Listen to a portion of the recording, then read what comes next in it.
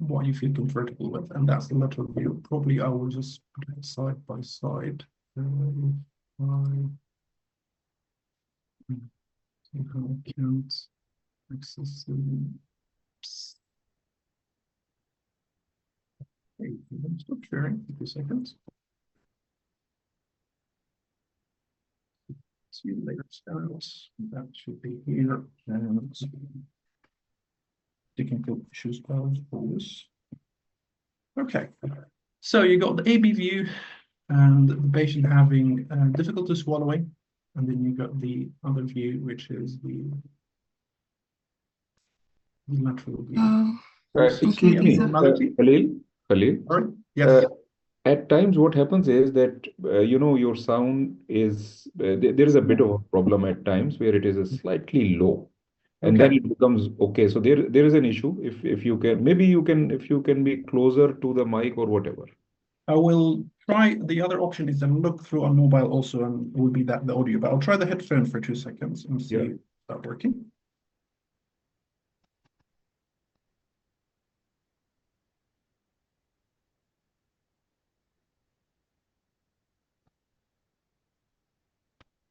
Can you hear me now? Yes. Is that better? I think it's better.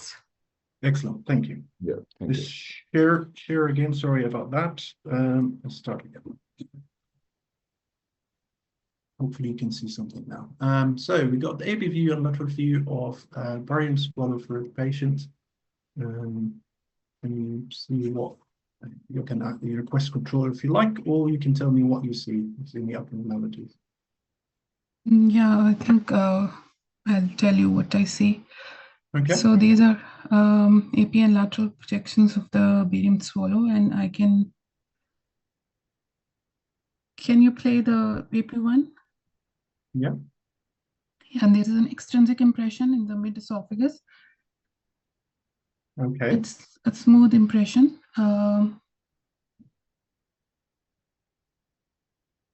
At what level, the external compression?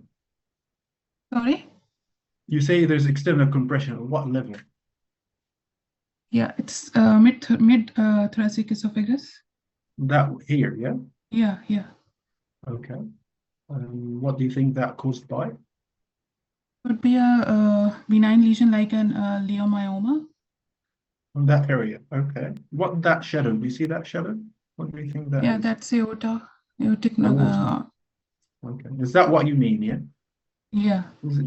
Okay, that's just normal impression by the the water. What else you can see? So I can see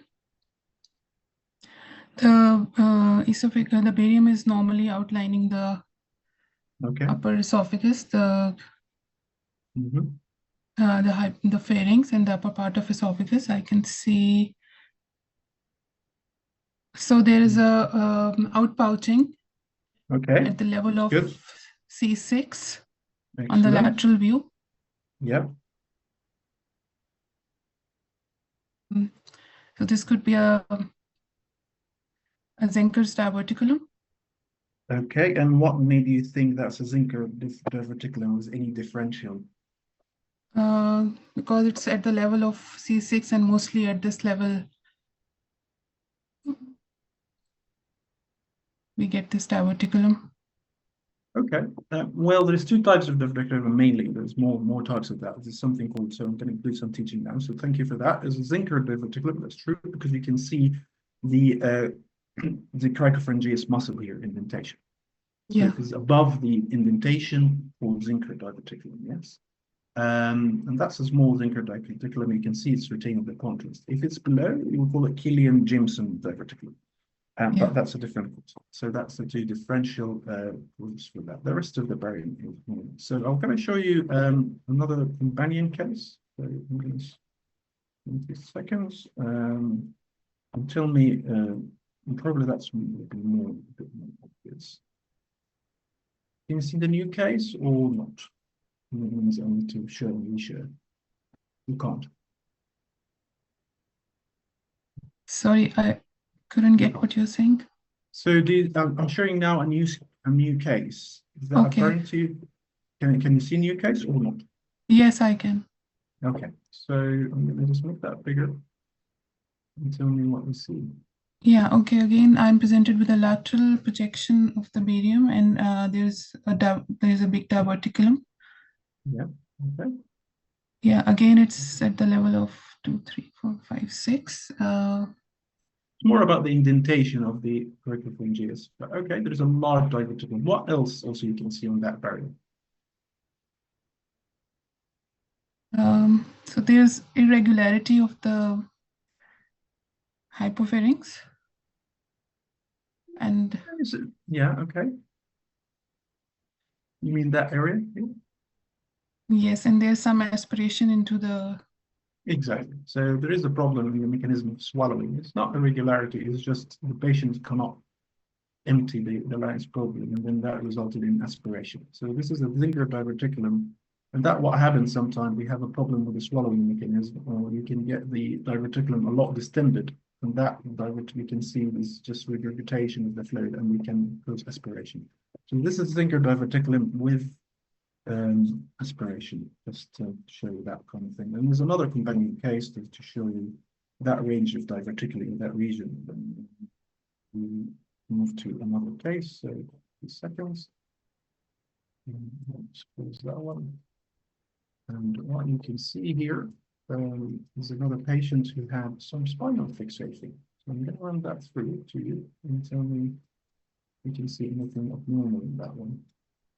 It's a bit difficult to study, but this is a more of a true diverticulum. It's a complication from the spinal fixation, but you can see that's outbouching again laterally at a different level. It's a bit higher level, but that's at the level of the spinal fixation. So that's one of the other. So the learning point here is just you need to look again. There is more inspiration, as you can see. So whenever I show you upper one, just think about the reticulum outbouching, a problem with the swallowing mechanism. But I'm going to show you also more cases. I think we can move to candidate 2. And I'm going to show you another case.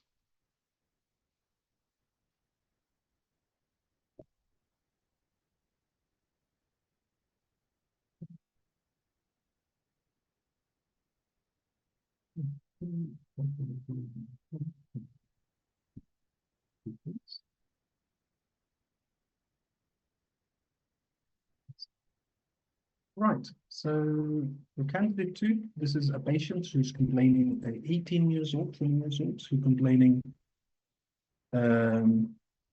of difficulty in swallowing. Okay.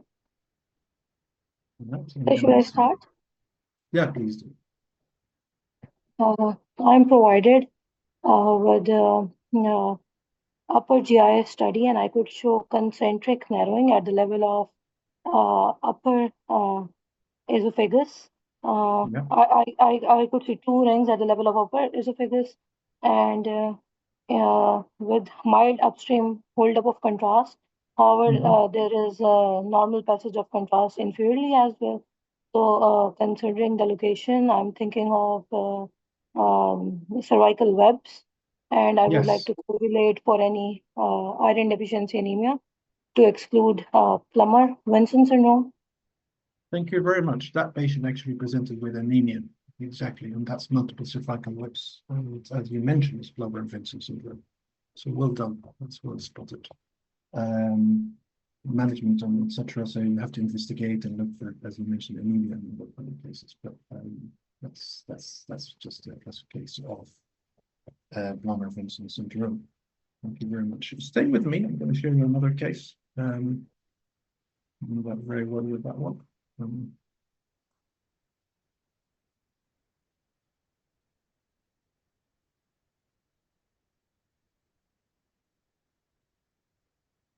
The diagnosis is multiple cervical webs with that patient. The part of the history is the anemia, and then that will be Plummer-Vinson syndrome.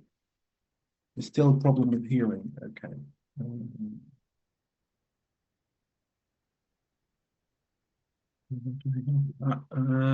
Still, is it bad? Still, I can look in from a different machine. Okay. That's different. 2 seconds. So, I'm going to stop sharing. That's a problem.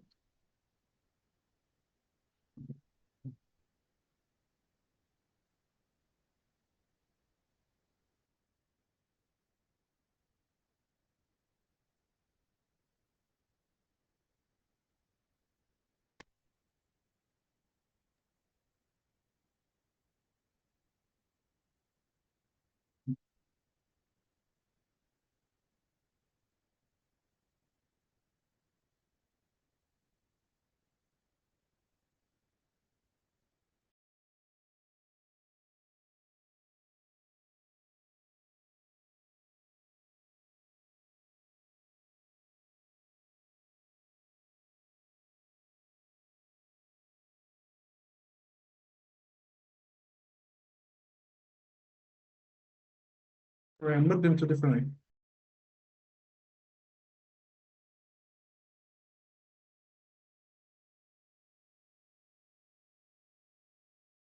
I'm looking to a different account. If somebody can just allow that to unmute me, please. That would be great.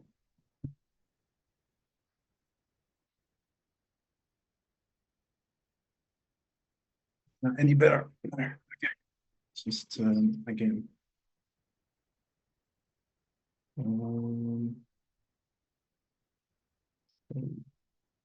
Look through the mobile, but I don't know. Can you hear me more clearly now? The only other option is just to get very close. So I'm looking at a different account of somebody.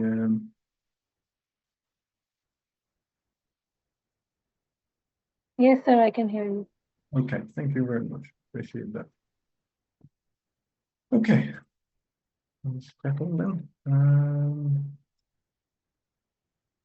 Right, so this is in upper.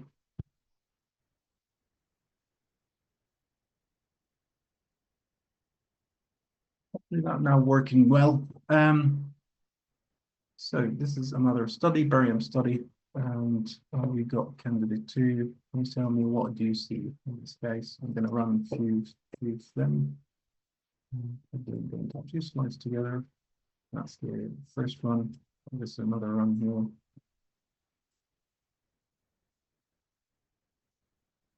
Please go ahead.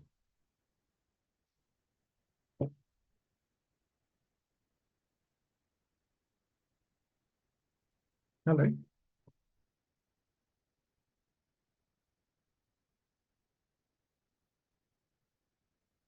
Do we have candidate 2? Sorry. Can you see the screen? Okay, I'm not sharing again. Oh, that's my mistake. Let's start again. Okay, can you see now screen?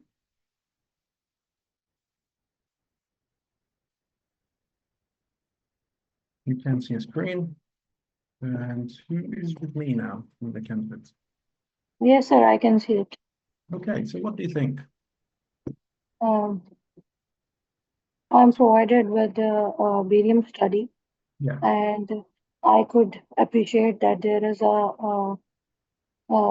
herniation of stomach above the diaphragm into the chest cavity. So can you please move it?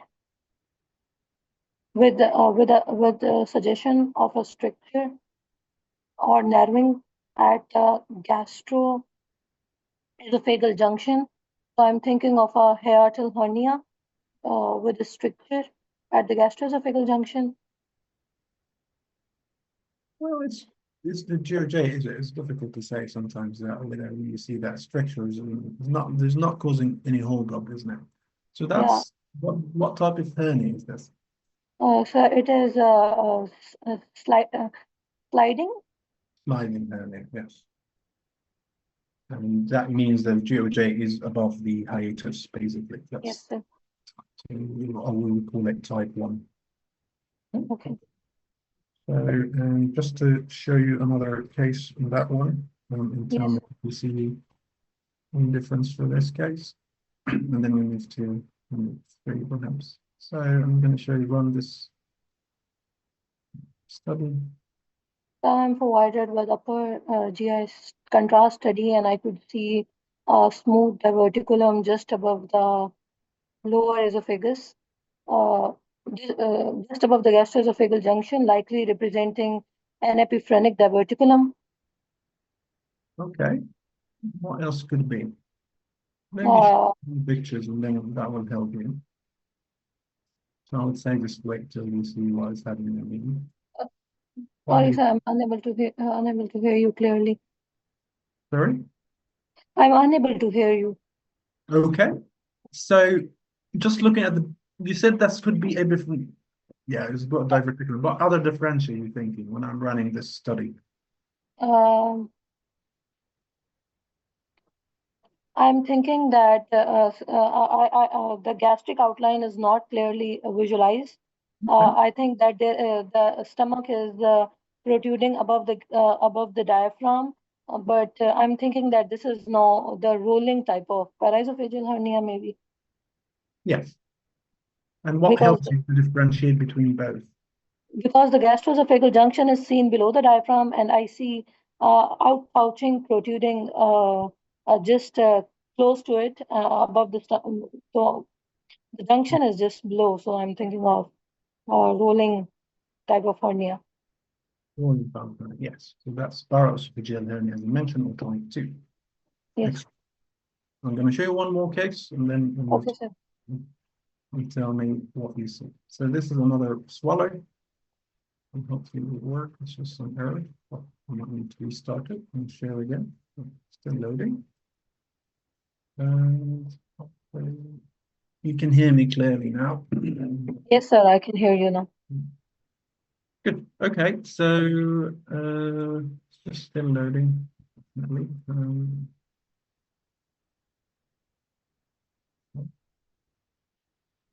So this is another oral study for patients who actually had the symptoms of reflux.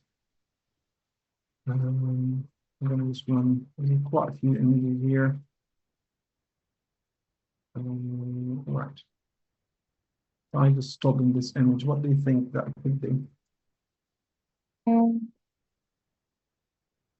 Probably not uploaded right and not loading right. So anyway, this is a case of type 3 hernia, which is basically both the hiatus hernia and also rolling hernia in the same time. But it just doesn't project as it should. So we just move on from that one. And if I have candidate 3 with me, please. If anyone has a question, please stop me, and it takes time with illustrating the cases. Can you explain this case once more?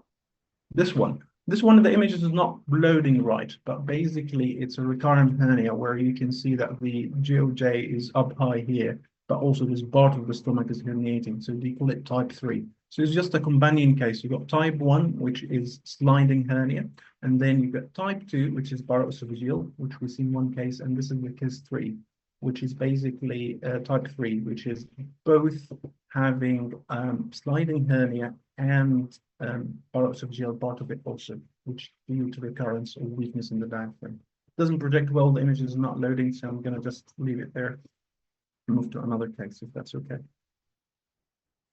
Here we there's another case and hopefully it's all right. Now, next candidate, this patient who presented with the 50 years old, presented with difficulty in swallowing. I'm going to run that and tell me what you see slowly.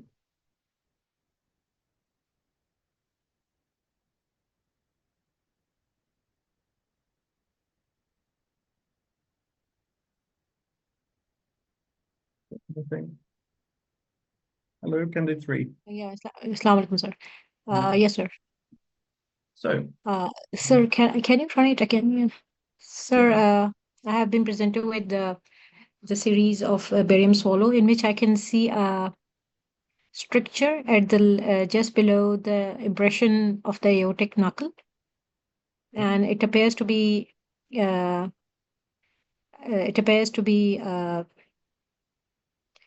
there is mucosal irregularity and subtle shouldering effect of the stricture in this picture.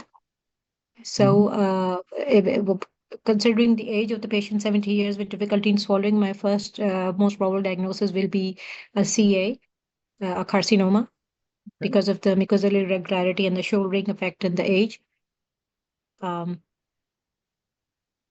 And so what do you want to do next? So I would first inform this to the referring physician, and I would like to do a CT chest with contrast in order to see if there is any mass in the specific area. Okay. And what are you going to do next also? Anything else? Sir, I would recommend if it proves to if there is a mass, then I would like to see its relations and further request for the endoscopic biopsy. Okay. So the main thing here is to do endoscopy, yes, and the biopsy, and that is confirmed as cancer. So in UK, you have to have certain things specific in your mind when you're faced with a case where you suspect the cancer. So the first, you have to confirm that, and the endoscopy will be the first step to see what that irregularity and highlight it, red flag it. You get an endoscopy within 2 weeks, and then that refers and biopsy, and then you do a CT staging scan, so the whole body scan, go up to abdomen and pelvis. And then first will be endoscopic biopsy and then CT. Okay, sir. And then refer to NDT for discussion. Okay. That's yes. very important. So that's we need confirmation, staging, and then NDT. Okay, that's important. Okay, sir. But well done. Thank you. That's great. Spotting abnormality, which is esophageal cancer. Okay. I'm show you a companion case if you stay with me before we go to the next candidate. And I'm going to just. All right. So this patient is a different patient who had also difficulties swallowing, has been diagnosed with esophageal cancer. And then we have been asked to do a barium swallow for him before the planning for stenting. And I'm going to load this image and just tell me if you can see any problems with that image. Yes, sir. In this barium study, I can again see a linear irregular structure that is seen at the almost just above or at the level of the aortic knuckle, and there is a holdup of contrast proximally. Apart from that, I can see aspiration as well. That's most probably because of the holdup of contrast, and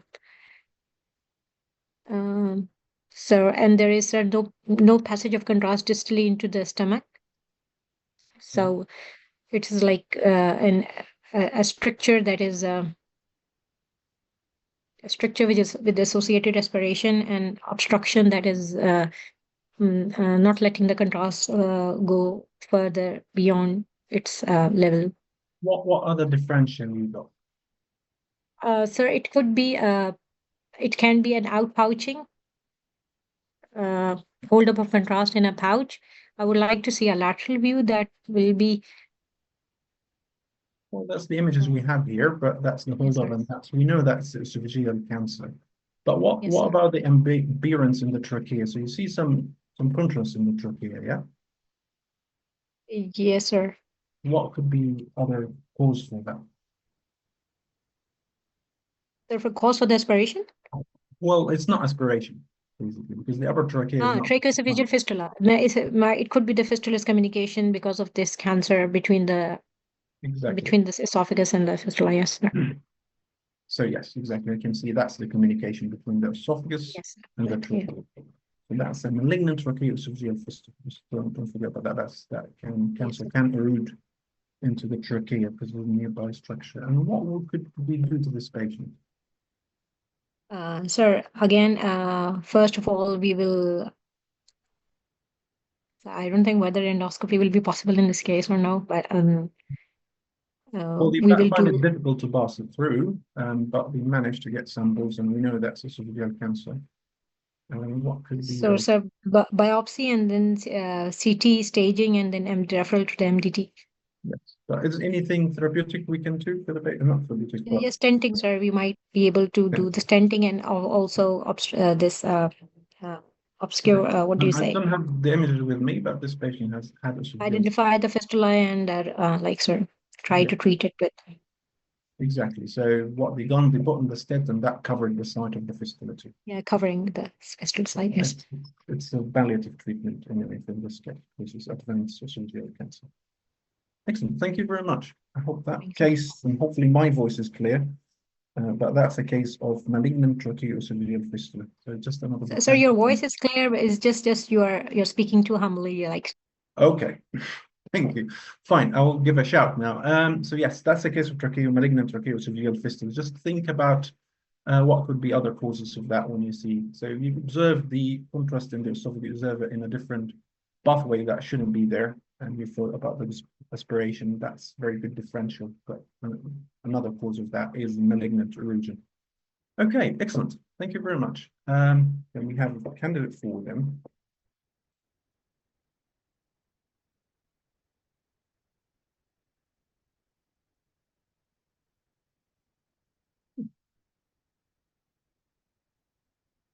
Okay, candidate 4, can you hear me? Yes, I can hear you, sir. Thank you very much. So this is a patient who had also some difficulty in swallowing. It's around 50 years old.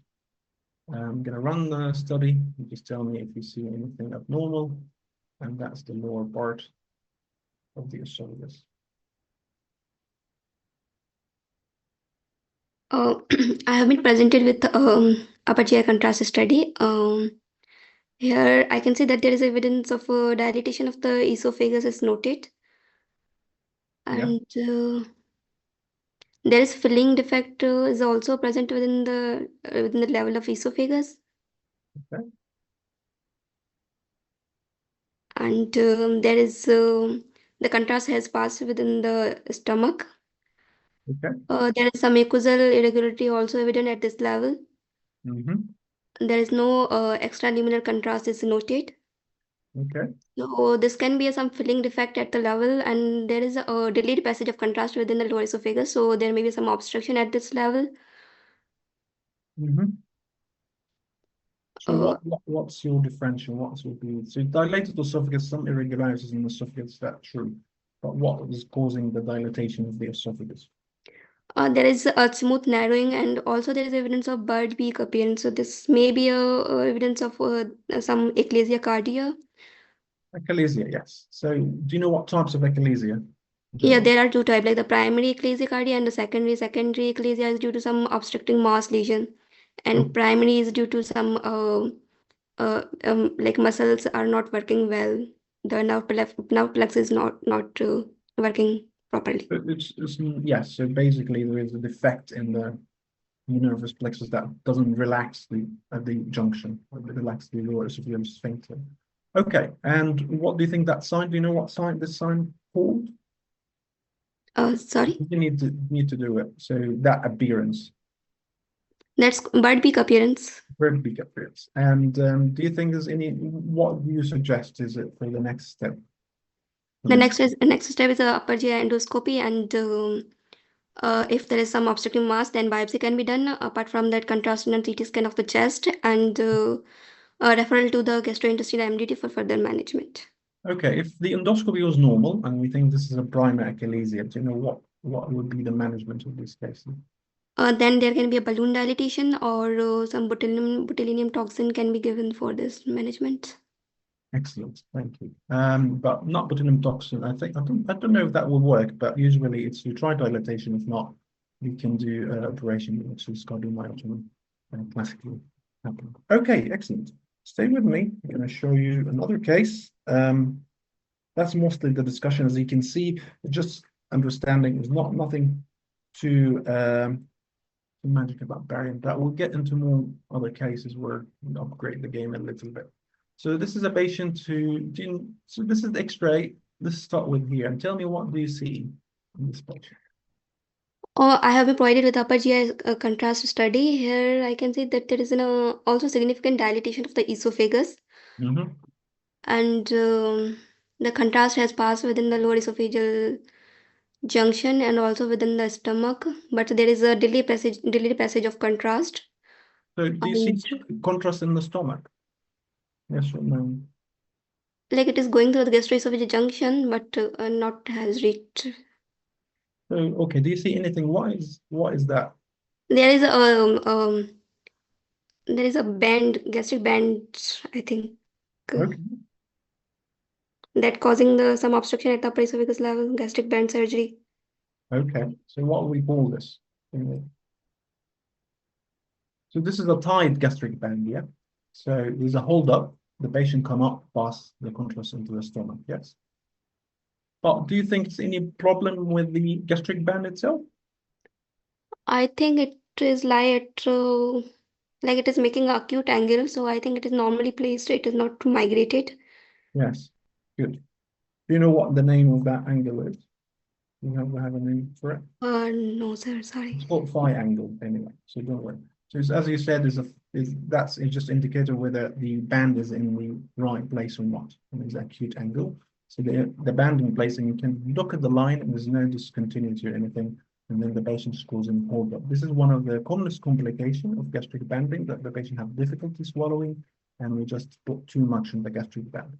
So what you do, you just go and put a needle in the reservoir and try to get some of the fluid that the band out, and then you can redo the. So can you repeat it again? Oh, sorry. So the management of this case, you aspirate fluid from the band, from the reservoir. That's the reservoir. You put a needle in, that's subcutaneously. And then you put a needle in, aspirate it, that will make the band less tight, and then you document that. That could be done in the clinic or done under fluoroscopy. But this is the case of tight gastric band. You might see that there's a lot of bariatric surgery and other things. So you might come across.